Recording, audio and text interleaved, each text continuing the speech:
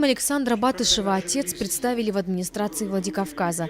Герой кинокартины Сергей Батышев родился в Рязанской области, учился в Москве.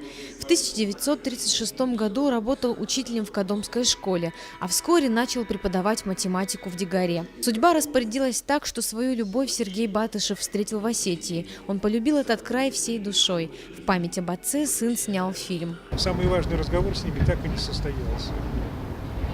Это печаль, это, наверное, трагедия нашей жизни.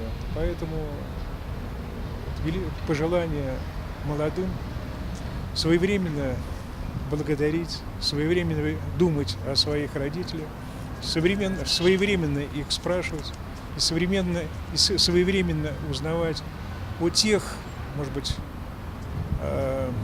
низших вот их судьбы, которые для них до настоящего времени неизвестны, чтобы потом себя не корить в дальнейшем.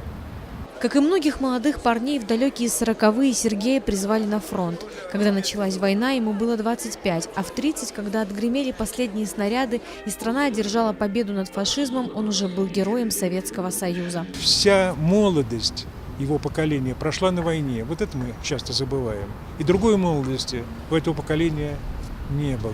И очень верно эту мысль выразил поэт-фронтовик Давид Самойлов. Помните, он говорил: 40-е, роковые, свинцовые, пороховые, война гуляет по России, а мы такие молодые. Ну и поэтому даже, наверное, символично, что вот одну из частей этого фильма мы назвали не просто «Война», а «Человек на войне». После войны Сергей Батышев был уволен в запас и вернулся к работе. Он один из основателей педагогики профессионально-технического образования в СССР.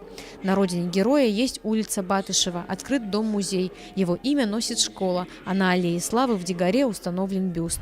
И мы гордимся тем, что мы сегодня можем помочь в организации фильма, презентации фильма, для того, чтобы сегодняшнее поколение знало и ходило с высоко поднятой головой, что те, которые нам оставили эту страну, эту республику, этот город, эту жизнь сегодня благоприятную, это заслуга тех, которые положили свои головы во имя победы, общей победы.